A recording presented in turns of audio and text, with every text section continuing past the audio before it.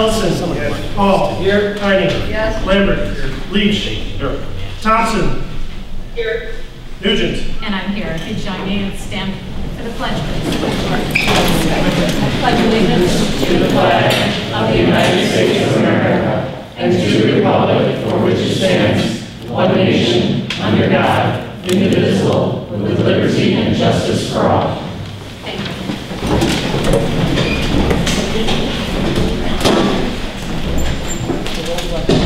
As we start the meeting, let's go ahead and recognize the students of the month. Thanks. We'll start with Audrey John. Is Audrey here? Nope. Riley. Riley Norton.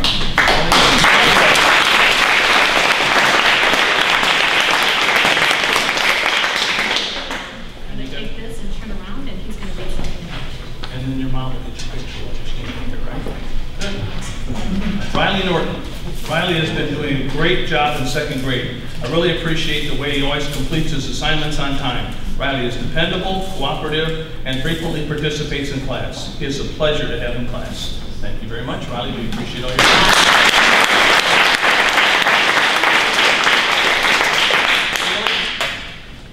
Haley Compton.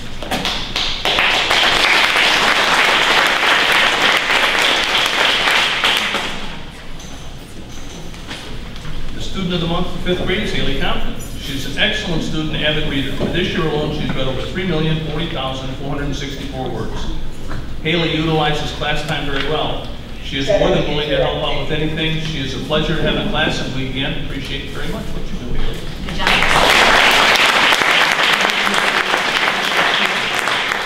Tanner coming in. Come on up. Tanner, over to you.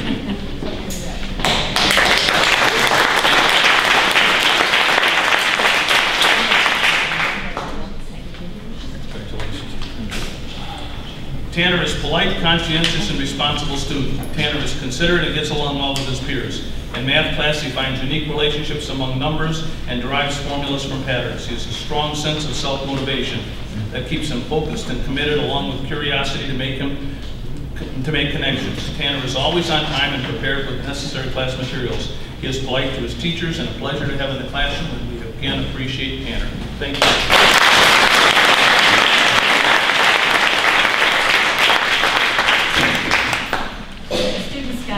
Certificate as well as a gift certificate to a bookstore so they can continue with their reading, we hope. We want to thank their families for bringing them with, their families for support, and you're more than welcome to stay for the rest of the meeting, but I see some younger children with you tonight, and if you need to leave right now, feel free to go ahead and leave, and if not, and you want to stay, you can. Thank you. Thank you, guys. Thank you for coming. Thank you. Thank you, Zach. Bye-bye. It's time for public comment and question. We've got 11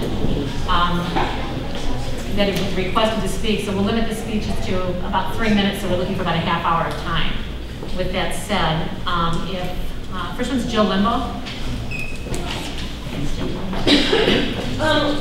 The three of us here are actually representing Bad Life Boosters. I'm the actual treasurer.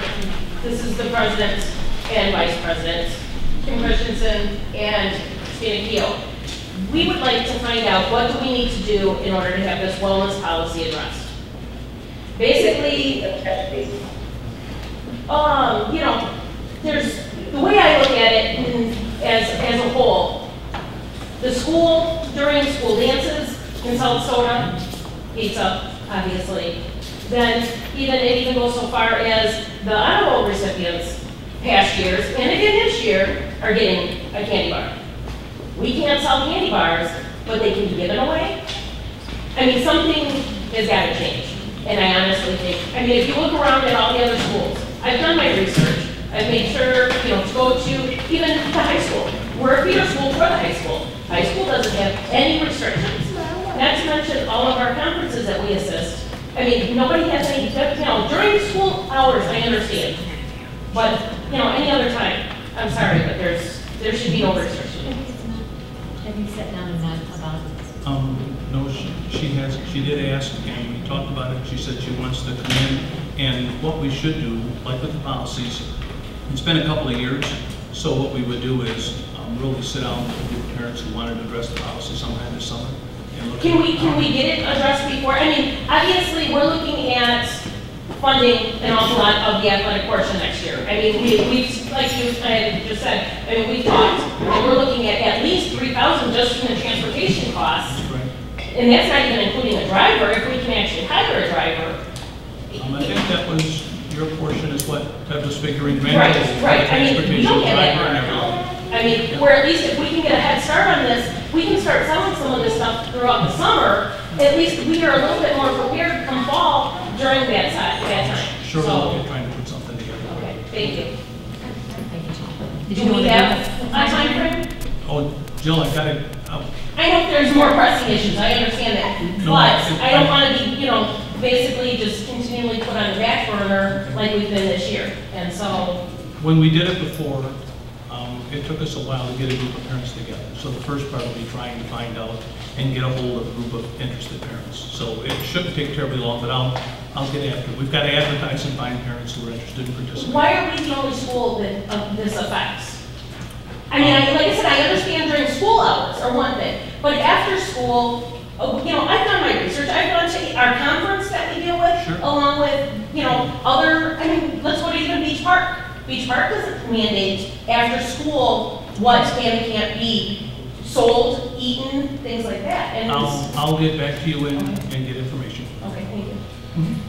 Did either one of you have anything to say? I just wondered, what kind of time frame are we looking at? Because if we can sell candy bars. He said he'd address it, I think. Jerry, you guys are comfortable with that? Thank you. Renee Turner? So I have a couple of questions.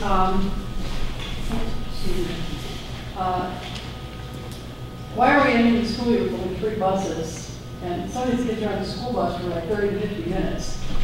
Second question, is anybody? Excuse me, could you just speak up just a tad bit, please, so I can hear you? Oh, I'm sorry. Wondering why we're ending the school year with only 3 buses. Some of the kids are on this bus for 30 to 50 minutes in the morning. To me, that's just an unreasonable amount of time to spend on the bus. Second is, since there's going to be no busing next year, what plan to relieve congestion of all the kids being dropped off? Do you have any plans on putting a crossing guard at 9th Street? And has anybody contacted the city to see what's going to be done about the sidewalks in Sheridan Road that didn't get plowed and kids that have to walk up Sheridan Road? I've got all 4 questions. We'll look at them and then they can get back to you. You've got no phone number here. Did you want him to contact you at this address, or did you want to leave a phone number here? I'll put my phone number on there. Okay, if you wouldn't mind, I'd appreciate it. I'll end up sending them the report and sending it to me. Why don't you just give me my email address? Thank you. And if you do that, did you have any other questions besides that? No. Okay, thank you. Pat Wallace. First, I just want to say thank you to those of you members that have been with us for a long time. I appreciate all the work you've done for us. Second off, the big thing that I've asked you before, and I'm going to ask you one more time, Dennis already knows I'm going to ask you this because it's a real concern of mine, is I still firmly believe we need a PE teacher at North Prairie next year. We did South Spring Bluff, and I know Dennis wants to use the money for getting us out of debt, but I seriously believe we need a PE teacher here for the girls, because the girls are going through all kinds of things that they need help with a female teacher. And I also would like to see you hire a second teacher back, and that would be for the 4th grade position, because the 2 largest classes we have next year are 4th and 8th grade. And if we put Patty back in PE, there could be a possibility, rearranging schedules, sorry Ted, where Patty could be teaching 8th grade to help pull some of those 8th graders. She could be teaching an 8th grade health class, but she could still be in the locker room. So I would like to see a little more creative, sorry Ted, scheduling, and bring Patty back, and I would also like to see another 4th grade teacher. And that's just a huge concern that I wanted to pass on to you. Thank you for listening. Thanks, Cass. Ed Perez. I just would like to see, I I believe that Dave Georgia would be a very good selection for the union to negotiate. Thank you. Thank you. Is that all, sir? Yeah. Okay. I didn't want to cut you short. Devin Chirola. Hello, I'd also like to reiterate what Pat said, thanks for the board members who had served for so long. I've not been a board member, just running was a headache enough. But another concern I have, this is kind of accentuates it more than most meetings, is that the public comments are before the actual meeting. And I don't know if it's done in other districts where they had something you can slide in after. I mean, it seems like we have our comments before, but we're almost dealing with, as the public, issues that have been dealt with a month ago that we forget, and we don't have much say in actually what's going on tonight as far as after it happens. So, I don't know, is it typical to do this? Do you know of any other districts who have comments throughout the thing or after? Gavin, the most common is before or after, one of the two. If you do it before, you have a chance to make a comment on something before it's voted on. And people who come a lot of times they're frustrated with something, and they come in for that. And if you make them sit through the whole meeting, and the meeting lasts a long time, they feel like you're trying to punish them a little bit by making them sit there, kind of thing. So if you do it before, they get a chance. If you do it, there really is no good way. If you do it after, the board has already voted on all of the things that you want to comment on.